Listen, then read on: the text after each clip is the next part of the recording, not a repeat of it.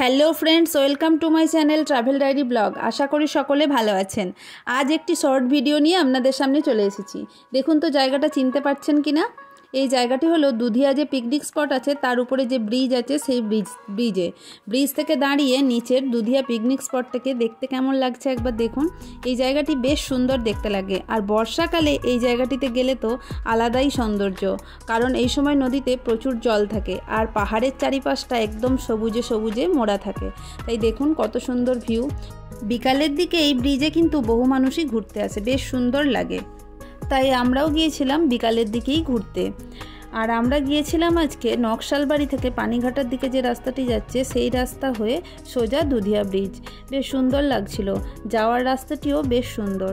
আকাশটিও দেখুন সুন্দর ঝলমল করছে, মেঘমুক্ত আকাশ, আর দুপাশে সুন্দর চা বাগান। সেই রাস্তার মাঝখান দিয়ে আমরা এগিয়ে চলেছি, আর দূর থেকে উঁকি মারছে পাহাড়। তাই সব মিলিয়ে সমস্ত সৌন্দর্যটা ভাষায় বর্ণনা করার মতো নয়, বেশ ভালো লাগছিল। তাই ভাবলাম আপনাদের সঙ্গেও একটু শেয়ার করে ফেলি। শিলিগুড়িতে যারা থাকেন তারা অবশ্যই এই দুধিয়া ব্রিজে এসেছেন, কারণ শিলিগুড়ি থেকে বাইক বা স্কুটি নিয়ে খুব সহজেই এই দুধিয়া ব্রিজ থেকে বিকালের দিকে ঘুরে যাওয়া যায় বা হাওয়া খাওয়া যায়। বেশ সুন্দর লাগে এই জায়গাটি, তাই আমরাও চলে এলাম।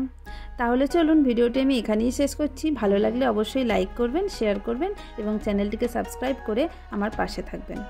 আর যারা ফেসবুক পেজ থেকে ভিডিওটি দেখছেন অবশ্যই পেজটিকে ফলো করে রাখবেন। আবার দেখা হবে নতুন কোনো জায়গায় নতুন কোনো ভিডিও নিয়ে। ততক্ষণ পর্যন্ত সকলে ভালো থাকবেন, সুস্থ থাকবেন। টাটা।